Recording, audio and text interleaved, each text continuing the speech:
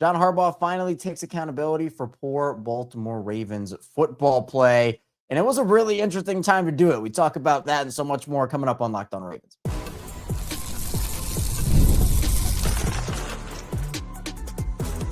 You are Locked On Ravens, your daily Baltimore Ravens podcast. Part of the Locked On Podcast Network, your team every day. You are Locked On Ravens. Welcome into the show. I'm your host, Kevin Oestreicher of Ravens Wire, here with you on the Locked On Podcast Network, your team every day. And now the #1 sports podcast network. Appreciate everybody for being here on this purple, but really not so purple Friday, making Locked On Ravens a part of your day. And thank you to all the everydayers, the first-time listeners. If you're somewhere in the middle, thank you as well. We have a jam-packed episode today. The Ravens decided to ruin Thanksgiving, so that was not a fun time. They lose 32-14 to the Bengals. And John Harbaugh took accountability for the poor Baltimore Ravens play on the field. We'll talk about that and why it was a pretty interesting time to do that. In the second part of the show, Shannon Sharpe got real on Lamar Jackson and the Baltimore Ravens. And I thought he made some really interesting points, especially considering Lamar Jackson. Then finally, let's just get into a Ravens and Bengals recap in general. Offense, defense, the whole 9 yards there. I want to remind everyone and tell everyone today's episode of Locked On Ravens is brought to you by FanDuel. Right now, new customers can bet just $5. And if your bet wins, you'll get $300 in bonus bets to use across the app. All right. Well, yeah, it was a stinker of a game, I'll tell you that much. And, for those who watched it, and I'm sure a lot of you did who were tuning in today, it was rough from the Ravens side of things. Obviously, on the offensive side of the ball, 5 turnovers being the main storyline against one of the worst defenses we have ever seen in the history of this sport in the Cincinnati Bengals, who had been playing better over recent weeks, but still, stats will tell you this defense is absolutely horrendous, and Baltimore could not take advantage outside of really 2 drives the entire game. The entire game, they got that momentum, and then they drove down the field a little bit more, but then there were turnovers, and they had near touchdowns and touchdowns taken away, but all that results in 14 points. And John Harbaugh, after the game, took accountability, and everyone's like, whoa, wait, this never happens. And John Harbaugh is asked about the turnovers. The question was, quote, "You preach turnovers all year ever since going back to the summer. Is it just reminding them, or how frustrating is it to see that happen?" Harbaugh said, quote, "It's just one of those kind of games. We had a bad game with that. We did not protect the football. It's not good. It's on me. I'm a coach, and my job is to make it clear to the guys that that's not okay. You put the ball away, you protect the football. That's how it's done. You catch it, you put it away, you finish the run. You do whatever you have to do to protect the football, because that's the #1 job. Job #1. That's what wins and loses games. Our guys know that. Everybody knows it. And it's my responsibility to make sure they understand that, and that we practice it that way every single day, and it carries over to the game." Whoa. This is something we've been asking for all season. And John Harbaugh does it right here. And honestly, it was very interesting timing because, honestly, in other situations, an answer like this would have been much more warranted than it is in this situation. I mean, look, I'm very happy and glad he took accountability, and I thought this was a really cool answer from John Harbaugh.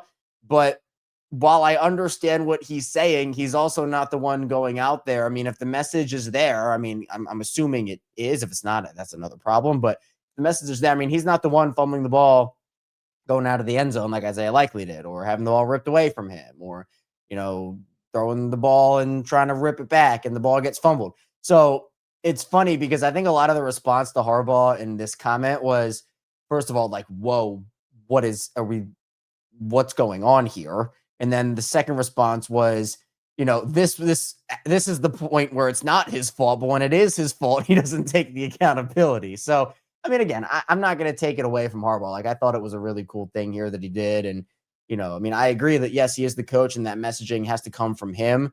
But, this is a situation that, like, I think this was execution. Like, there's coaching problems, there's execution problems. Some falls on players, some falls on coaches. And yes, messaging is a big part of that, 100%. I just don't think the guys are ready to play, and that does fall on John Harbaugh. I do. I think the offense didn't come ready to play. I do believe that falls on John Harbaugh. I'm not trying to call John Harbaugh blameless in this. I'm not. He has responsibility in this. But, when you can look at the game plan, and I do think that he bears the responsibility for some of this game plan stuff that we're going to talk about in the second part of the show, where I think that that's more of the response I would like to hear it from. But I just think that for me, these turnovers for like Lamar Jackson, for a turnover prone quarterback, it's one thing. Lamar Jackson is not that. Lamar's been a very mistake free for the most part quarterback over the course of his career. And it just felt like on his three that he had, the one where Falele and Rosengarten don't pick up a stunt properly. Lamar kind of has the ball punched out from the back there, and the ball gets recovered inside the 5-yard line. That's tough. Then you have the one where he again tries to throw the ball forward, the ball comes out, and that one was weird. I mean, that was all on Lamar Jackson, 100% Lamar Jackson's fault. No ifs, ands, or buts about it. And then you have the interception, which Isaiah likely just gets bowled back into Lamar, hand up, and then I think if he had placed it and he had actually gotten that ball off over the top of Miles Murphy, I think it would have been a touchdown to Mark Andrews if I saw it correctly. I'll have to go back and watch the film. I haven't had a chance to do that yet when I'm recording this, but it's tough when you had multiple opportunities to, I think, get momentum back in this game. Like they did. I mean, just to make it whether it was a 12-point game again or to put the ball in the end zone, like they had chances a decent amount of times to get back into this game. And I mean, first of all, whenever you have 5 turnovers in a game, spoiler alert, you're not going to win the game. You're not going to win the game. But it was just extremely disappointing how when you look at this Cincinnati Bengals defense up and down, and again, the stats that I continue to go back to over and over and over again is the fact that the Bengals coming into this Week 13 game, despite playing well over the last 2 weeks, still ranked 31st in rush yards allowed, 32nd in points allowed, 32nd in yards allowed, 32nd in pass yards allowed, 32nd in points per drive, 32nd in yards per drive. And you allow that defense to dominate you and force 5 turnovers. And again, like you had multiple big plays. I thought the run game was working, and we'll talk about what in the world happened there in the second part of the show, which again, I do think both John Harbaugh and Todd Monken deserve blame for that one. But you can't do that. And it just it gives me so many concern points because this was the game. This was your bounce back game, in my opinion, where you have a defense that had been playing better, but still is a defense you should be able to exploit. And you played an elite defense 2 weeks ago, a middle of the pack to kind of on the worse end defense last week. So now is your opportunity to really show something. But these are 3 weeks in a row where this offense just looks helpless. This was the entire game. For the Jets game, was the first half. For the Browns game, it was the majority of that game. So they got it going late for the most part. This is essentially almost 3 whole weeks, 2.5 whole weeks of this offense looking like they can't put up points. And we saw the frustration from Lamar Jackson, and, the one phrase that I've taken away the most, I think, from just sports in general, because I think it's true from a perspective of like frustration and all the drama, it all goes away. Winning cures everything. Everything. When it comes to a drama perspective or things going on with the organization or emotions or whatnot, winning cures everything. Because when you're winning, life is good. Life is good and it's great. No, we have problems, but we won. Like that's a mindset there. And that's what we were talking about. Like, I'm glad the Ravens are winning those games that they did, but they still had other issues to work out. And, I had said that, look, they're going to be playing better offenses. That are going to put up more points on the board than a Vikings offense that's been terrible, or a Browns offense, or a Jets offense. And while Joe Burrow struggled a little bit early in this game, I thought he missed some throws. Only a matter of time before Joe and Jamar figure it out and say, hey, I remember playing with you. Here we go. And then they that flip switched.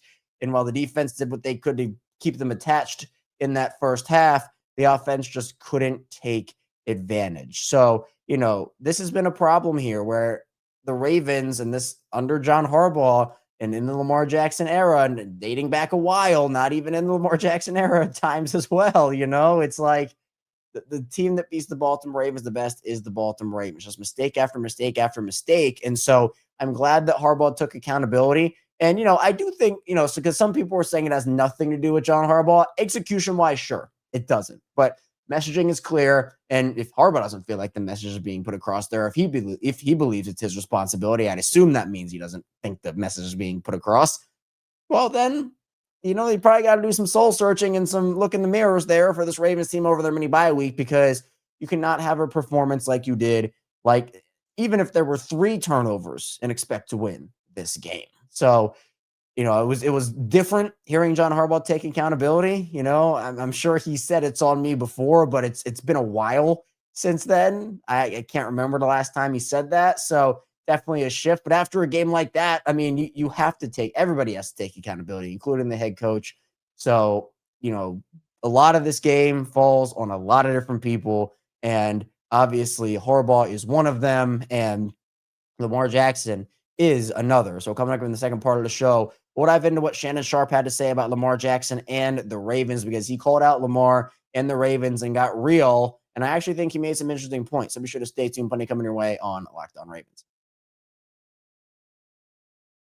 First, the show is brought to you by FanDuel. The NBA is back, and there's no better place to get in on the action than FanDuel, the official sports betting partner of the NBA. Even if you miss the start of the game or want to ride the hot hand, FanDuel has live bets on everything from who will score next to fourth quarter comebacks. Plus, you can even combine your live bets into a same-game parlay for a shot at a bigger payout. It keeps every game exciting, especially when your team's making that late push. And for me, I'm a big Denver Nuggets guy in the NBA. Right now, the Nuggets have NBA championship odds on FanDuel of plus 700. So the only team that has better odds than that is the Oklahoma City Thunder at plus 140. And I like what Denver's done this season so far. Really strong start. And I think that as they continue to build chemistry, get injured guys back, they've lost a couple guys due to injury. That number over on FanDuel is looking pretty good, in my opinion. Right now, FanDuel's giving new customers $300 in bonus bets when your first $5 bet wins. Go to FanDuel.com to sign up and play your game with FanDuel, the official sports betting partner of the NBA. Moving along on Locked On Ravens, Kevin Oestreicher still here with you after the Ravens fall in embarrassing fashion on Thanksgiving night to the Cincinnati Bengals, Week 13, 32-14. Ravens fall to 6-6 on the season. Again, appreciate everybody for being here, making Locked On Ravens a part of your day and your first listen each and every single day. And although the Ravens did ruin Thanksgiving, doesn't make me any less thankful for the community that we've built up here on Locked On Ravens, video form, audio form, social media, subtext. I mean, we're doing such amazing things over here on Locked On Ravens, and none of it is possible without the support of this community and you who've been, whether you are in every day or you listen every day, or maybe it's your first time listening, or, you check in sometimes, not other times. Every listen, every watch, every message of support means the world to me. So thank you. We got that 5-day a week plus more daily Ravens content here Monday through Friday is the regular show. Bonus episodes on the weekend when there are headlines, instant reactions, watch-alongs, squad show. So many cool things here that we're doing on Locked On Ravens. All right, Shannon Sharpe, he was on Nightcap, and he got real on Lamar Jackson and this Ravens team. And I thought he did it in a very respectful way, right? And people call out people, feels like there's a lot of either negativity or shots being taken. I think Shannon Sharpe did this in a very respectful way where he said, quote, Lamar didn't play well. It's okay to admit Lamar Jackson did not play well. He's a 2-time MVP. No matter how bad he played tonight or in the future, you can't undo that. All these Pro Bowls and all those perfect ratings, you can't undo that. But talking about what we saw tonight, it's not good enough in order for the Ravens to go very far or even make the playoffs if Lamar plays like this. They're winning games, but Lamar has not been accurate. And again, I am concerned about what the headlines, because I'm recording this, the show comes out at 6 a.m. Eastern time every single weekday. So for Friday, this is going to come out at 6 a.m. And I'm concerned about what the Friday headlines are going to be. I guess Friday morning quarterback instead of Monday morning quarterback. But I feel like a lot of people are going to try to take this opportunity to tear down Lamar from a career perspective and try to dismiss his accolades and try to dismiss the player that he is with this game or even the past 3 weeks when there are clearly other circumstances going on. But we're also not going to sit here and excuse Lamar Jackson for the game that he had last night, right? I mean, they're two separate things where this is what I preach on this show is consistency and fairness, where when there is praise to be had, we're going to praise a guy. We'll praise him till the sun goes down. But when there's criticism, we're going to criticize that guy because it's important to have that fairness with both. And look, Lamar Jackson has had awesome games for the majority of his career. No one can take that away. Like Shannon said, no one can take away his accolades. And I don't want those agendas to be pushed because it's not true. Lamar Jackson is still incredible. He's still awesome. Still one of the best talents we've ever seen at the quarterback position. But he was not good last night against the Bengals. He wasn't. His final stat line for this game, he went 17 to 32 for 246 yards, no touchdowns, 1 interception, and obviously the 2 fumbles. He has not had a touchdown in 3 consecutive games, which is quite literally unheard of in the Lamar Jackson era. He was sailing throws over guys' heads. He was not being able to find guys when they were open. Now, he had a couple of vintage Lamar plays in this game. Had one scramble around where he found Isaiah Likely for a big gain, and he did have a couple touchdowns wiped up off the board. That wild offensive pass interference call, which I thought was pretty soft against Zay Flowers, and then obviously the Likely play that would have gone in the end zone until Likely fumbled the ball away and had that ball punched out. But even still, this is not the standard that Lamar Jackson has been accustomed to. And because Shannon Sharpe, Shannon mentioned it, right? With the Pro Bowls and the MVPs and the perfect passer ratings and all that, because of the player that we see every single week, that standard for Lamar Jackson is sky high. And while he shouldn't be asked to save this team as much as he does, this type of performance from him where, clearly he's still not right, in my opinion, in terms of health. I don't think he trusts his offensive line. Like, there are other circumstances here, and in no way whatsoever is this all Lamar Jackson's fault. But it is okay to say that Lamar was not good last night, and for a multitude of different reasons, whether it be he was just flat out missing throws, or the offensive line wasn't great, or the play calling was weird, or the situation. Like, there are a lot of reasons why Lamar wasn't good, but he didn't make some of the throws he normally makes, and he missed them badly in some situations. And you would see that frustration boiling over for him again, where that goes back to winning cures everything. Where, when you're winning, like, great, hey, this is awesome. When you lose, all that stuff boils back up to the surface, especially when you lose like this. And I think the Baltimore didn't expect to have this Bengals defense play the way that they did. Look, I didn't. I'll tell you straight up, I didn't expect it. But when your team goes 3 of 10 on third down and gets completely outclassed in terms of time of possession, where time of possession was a big Greg Roman era thing, right? We talked about that a lot. The Bengals held the ball for 38 minutes and 46 seconds, nearly 40 minutes of possession for the Bengals. The Ravens 21-14. And that was in large part due to the Ravens not being able to stay on the field. Obviously, the turnovers and giving the Bengals the ball back and plus field position on a lot of these plays. And while they had a great opening drive, it just felt like all that momentum went away, where I've said this for the entirety of Todd Monken's tenure here in Baltimore, where the Ravens will either start really fast and then fizzle out for the rest of the game, it feels like, or they'll start slow and then all of a sudden they'll just spark it sometime and all of a sudden it'll be boom, like full steam ahead. There's too much inconsistency with this offensive unit. And look, for Lamar Jackson to have a game like this is unheard of. Practically, it's very rare Lamar has a game like this, but when the games do happen, we have to call it like it is here. And so I still think Lamar is incredible. I've seen people talk about how, this team, like, Ravens should trade him, and he's no.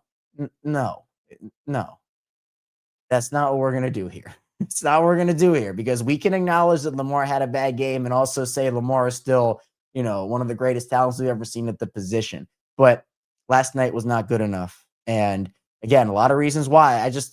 Part of it is when you've gotten hit as much as you have, you're banged up, and you don't trust your offensive line, because I clearly don't think he does. You get happy feet in the pocket. You don't trust your guys. And that's the worst place you can be as a quarterback, because things you do over and over again, all of a sudden you start second guessing everything.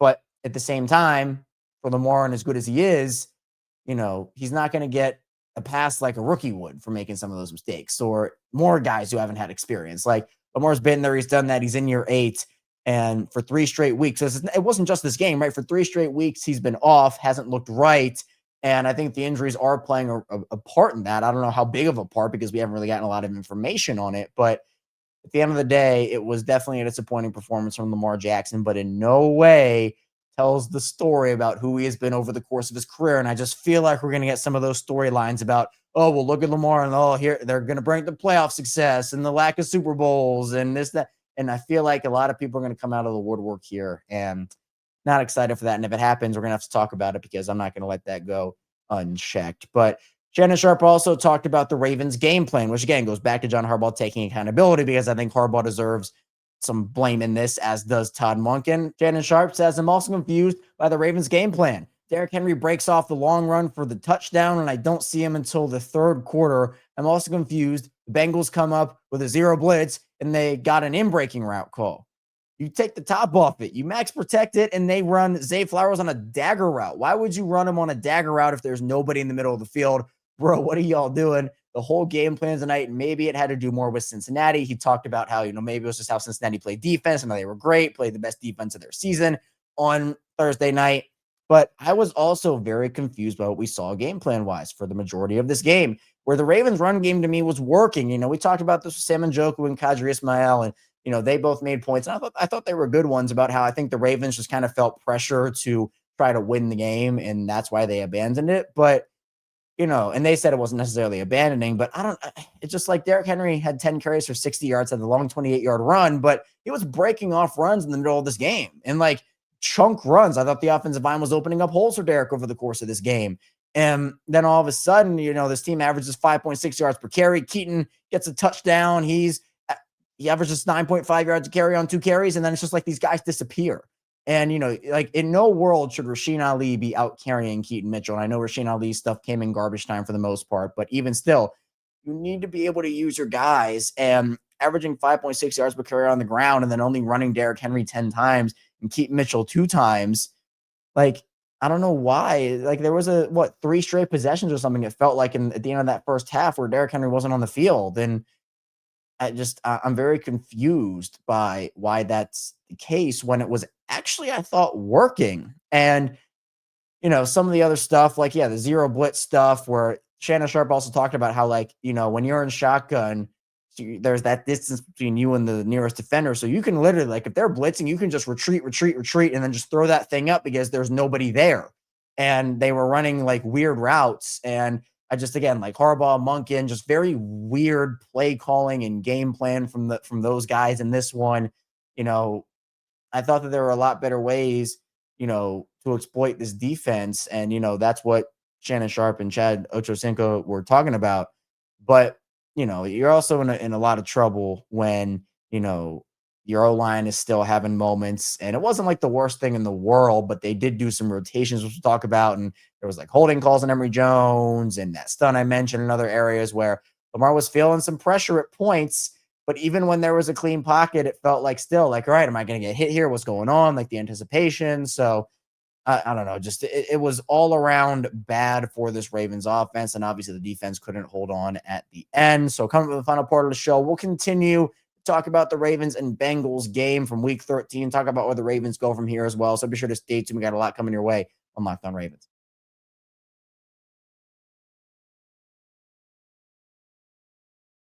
Continuing on Locked On Ravens, Kevin Oestreicher here with you, still rounding out the show. Appreciate everybody again, even after a loss, for being here. It means a lot to me. You spent some of your time with me today here, reminiscing about a pretty horrible Ravens game, but I like to think that it helps talking it through, talking it out. I know, look, we're all frustrated here with this team right now, falling back to 500. So, it's a really tough situation, especially for a team that I had said we're going to learn a lot about them in this next month of the season. And wish I hadn't learned what I learned about them on Thursday night. So, we're going to cover it all here on Locked On Ravens. We might have a couple bonus episodes over the weekend, depending on what the headlines are after that game, but it's rough. So if you have a friend or a family member, be sure you tell them we have them covered over here on Locked On Ravens. You can also follow me on social media at ChaosStriker34 on Twitter, Instagram, TikTok, the whole 9 yards. All right.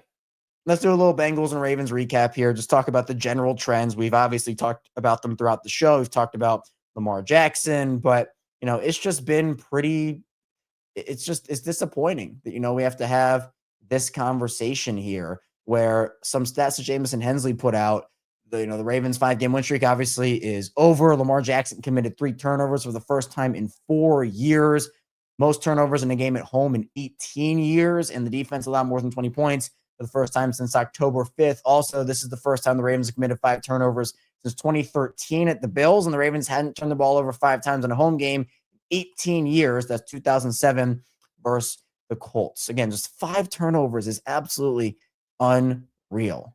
Absolutely unreal. So I think one of the things that we should talk about, because, we've talked a lot about the offenses, I want to give a shout out to the defense quickly here. They kept this offense attached for the entirety of that first half. The offense dealt them so many bad hands over the course of this game, with the turnovers, short fields, and the Ravens defense held up as best as they could. And it's disappointing that they ended up letting go and not being able to hold for the entire game. But again, just like we've talked about with Lamar Jackson, and it's not fair to ask Lamar Jackson to save this team over and over and over again. Well, it's also not fair to ask the defense to save this team over and over and over again. And with Joe Burrow and Jamar Chase, like we talked about earlier in the show, like they're going to figure it out eventually there. And Lamar talked about he doesn't believe it's a mechanical issue with his accuracy. He just needs to be more consistent. And he obviously said he can't have the turnovers. And he said himself putting the defense on the field too much. Like the Bengals offense having the ball for nearly 40 minutes, that gasses that entire defensive unit. Those guys are tired at the end of that game. Like they're absolutely like they're dead out there. They have to, all right, let's grab the helmets. Oh no, we got to stop. Let's get them off. Nope. All right, turnover, get back on the field. Like they are done out there when they have to be on the field for that long. And, with John Harbaugh talking about we didn't play a winning football game, et cetera, et cetera. And yeah, it's just tough. We talked about the run game a little bit. One stat I do want to point to, and I talked about this on the live show, Instant Reaction, and the squad show, actually, is Zay Flowers and Rashod Bateman combined for 2 catches for 6 yards, and they were both Zay Flowers, and Zay had a 1 yard for 1 catch performance until he fumbled that ball late in the fourth quarter. So just not good enough from your 2 receivers there. I know Zay had the touchdown called back, and that I do factor that in. I mean, that was a weak call in my opinion. But, Zay is an interesting player where, he always just cuts back and loses yardage. Like, I think he lost a couple of times yard. I think both his catches, he lost a yard or so when he kind of cut back, tries to make something happen. And we know he's shifty, but, he kind of joked about it during the offseason. Like he said, just run a straight line. We just haven't seen that from him this year. Isaiah likely showed flashes in this game, but obviously that's all overshadowed by his turnover with that ball in the end zone. He had 5 for 95, Andrews 4 for 47. This is still a very tight end centric offense, and we know that, but obviously it's a lot less so than what it was with Greg Roman. But it's disappointing that the other guys weren't able to get going. Hopkins had a couple of really nice catches. That Henry had his check down that he took for 44 yards, so that was awesome. And, going back to the defense just for a second, the second half was disappointing. I think Nate Wiggins went out, and that kind of changed the landscape for them where, Nate is a really important part of what they do, obviously. And Harbaugh said that he could miss time with that injury, but he said it's not a long-term thing, which is good. And for Chandler Morton, he has a significant knee injury, which is tough for him. So I hope that he's all good and he's all right. But, it's difficult when, your defense holds the opposing offense to 1 for 6 in the red zone and you lose by almost 20 points. And the Bengals still put up 32 at the end of the day there. So, you got the penalties as well. Obviously, the offensive line change that they made, which was putting Emory Jones in for Andrew Voorhees and doing a rotation there. I haven't had a chance to fully deep dive into Emory Jones, but he had the holding call, which was tough. I thought he held up okay in some situations. Also had a couple of welcome to the NFL moments, I feel like, as well. But, rotations is like, if a guy's not playing good, just bench him. Like, Voorhees was on the ground on a couple plays, and I'm curious to see the grades that the Ravens O-line gets from this game. But, if you don't trust Voorhees, I don't know what a rotation is going to do. Like, I get it for an injury, like if you want to maximize a guy, but on the O-line, like it's very rare, almost unheard of that something like that happens. Other than that, though, 5.4 yards per pass for the Bengals, 6.4 for the Ravens, and then rushing 5.6 for the Ravens, 3.9 for the Bengals. And Ravens still, again, just unbelievable stuff right there. So, this falls on everybody, if we're being honest. But like Lamar didn't play great. The O-line had their moments, as they always do. And, you look at the game plan from this coaching staff and just wondering where these guys are. Like, you have a great run and then, you're not going to be seen for like a quarter.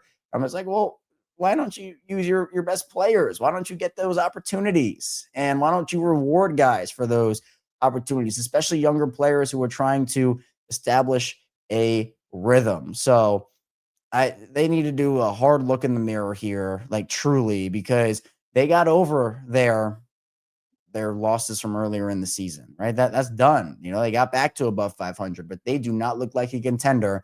And to me, their path is through the division. You have 6 losses right now. You don't have tiebreakers against the Bills. You don't have tiebreakers against the Chiefs, the Texans, the Bengals right now. You don't. You lose in the division, which again is just tough. And then, making a historically bad Bengals defense, which is again on track to become the worst defense in NFL history according to DVOA, and you make them look like that after they had been playing well, but even still, in the Joe had a clean pocket. The pass rush I don't think was good enough in this game. Marlon came off the edge and got a sack, but I don't think the pressure was there for them as consistently. And the Bengals O-line, which has been an issue in previous years, has not been an issue for them this season the way that it has been. So that's been an improved part. But I just, that was tough. I thought Awuzie had a good game. He's been playing really, really well. But other than that, Jamar had a lot of moments, especially after Nate went out. Like Marlon had a rough game covering him. And, there's just there are a lot of things this Ravens team has to improve during the bye week, because if they do not, they're going nowhere fast. And even if they do improve some of it, a lot of these issues are not fixable during the season, where maybe Lamar is just hurt for the year. And he just needs an offseason to get healthy. I don't know what his injury situation is, so I can't say that or not say it accurately without knowing, but I don't know how serious the injuries are, but maybe that is the case. I'm not sure. But the offensive line, they just don't have the guys. They just don't have the guys on the O-line right now. There are some other issues roster-wise that, again, I thought DeCosta built a pretty good roster coming into the season. I thought it was the best in the NFL. But I talked about those glaring weaknesses, and those weaknesses have come back in tenfold to be huge problems that are almost unsolvable. In fact, some of them are unsolvable during the season. So, it's a tough situation to be in, because again, you beat teams like the Vikings and the Jets and the Browns and all that. And you're like, yes, those are teams you're supposed to beat and expected to beat. But when you have better opponents, whether it be offense or defense, and just better teams in general, you need to step up in the moment there. And they have not done that this season. And actually, there was a stat from Locked On Cowboys host Marcus Moses. So shout out to Locked On Cowboys and the network here. Ravens have given up 31.7 points per game against the following quarterbacks: Josh Allen, Jared Goff, Patrick Mahomes, CJ Stroud, Matthew Stafford, Caleb Williams, Joe Burrow, and 13.6 per game allowed against Tua, Joe Flacco in Cleveland, Dylan Gabriel, JJ McCarthy, and Tyrod. So they need to step up in the moments against better quarterbacks, because you're going to be facing either an elite defense or a star quarterback in the playoffs. You need to be able to have those moments defensively, and obviously the offense. That's the much bigger concern right now. But that's all I have here today on Locked On Ravens. Thank you so much for tuning into the show. Might have a bonus episode tomorrow if there are headlines to talk about, so be sure you stay tuned for that and all the other Ravens coverage we have here on the show. And we'll be back here soon, so be sure to stay tuned, hit the like and subscribe button in video form, follow along and subscribe in audio form, and I'll see you right back here soon on Locked On Ravens.